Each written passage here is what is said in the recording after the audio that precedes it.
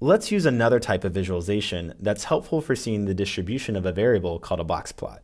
Now, if you're unfamiliar with a box plot, you can find resources in the instructor notes, and there's also a link to Udacity's statistic class so you can test your own knowledge.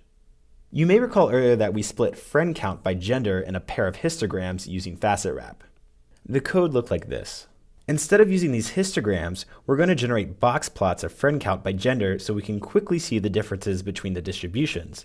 And in particular, we're going to see the difference between the medians of the two groups. And remember again that the qplot function automatically generates histograms when we pass it a single variable. So we need to add a parameter to tell qplot that we want a different type of plot. To do that, we're going to use the geom called boxplot.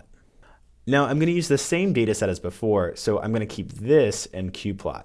Now what's different about box plots is that the y-axis is going to be our friend count. The x-axis, on the other hand, is going to be our categorical variables for male and female, or gender. Notice that we use the continuous variable friend count as y, and the grouping or the categorical variable as x. This will always be true for your box plots. I forgot a parenthesis here, and then let me just reformat my code so it looks a little bit cleaner. There we go. Running this code, we can see that we get our two box plots.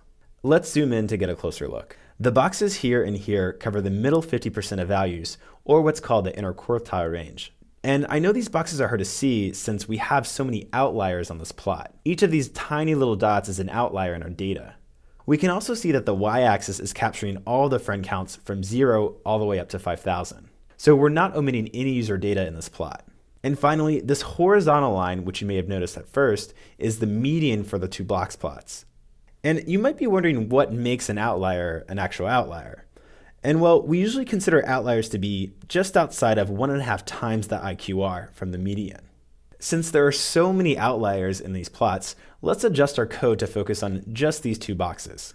We'll have you do this in the next programming exercise. See if you can alter our code to make that adjustment.